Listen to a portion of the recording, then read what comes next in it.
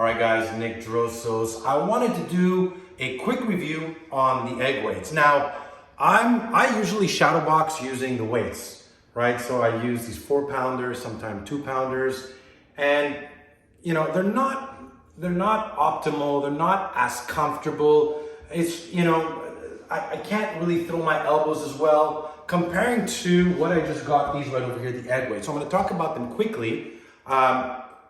Comparing to just using weights, what I love, one, they fit in the palm of your hand. They also have this band where you could put your finger inside. You could make a fist with them. And what's really nice is when you're shadow boxing and you're using them, and these are the heavier ones, I think these ones are 5 pounds. I mean, it's a lot more comfortable than using the weights.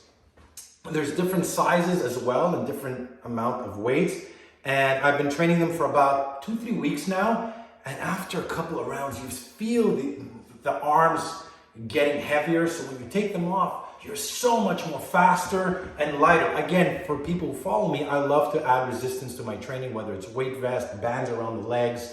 And this is just a great extra added weight and added value to your training, guys. So I'll put the link to the egg weights in the bottom in the comment box. Again, I think it's worth definitely the money. I love, you know, especially if you don't have a training partner and you're training alone. As well, I just wanted to mention this. I also use it for my rotator cuff training over here, inside, outside, as well as sometimes just to warm up the shoulders. So again, it's great for shadow boxing and training, as well as using it just to kind of warm up the shoulders, as well as do all those small exercises that you can do with regular weights. So hope you guys enjoyed the video. Check out the egg weights. I'll put the link in the comment box, guys. Thanks for watching. Stay safe and stand strong.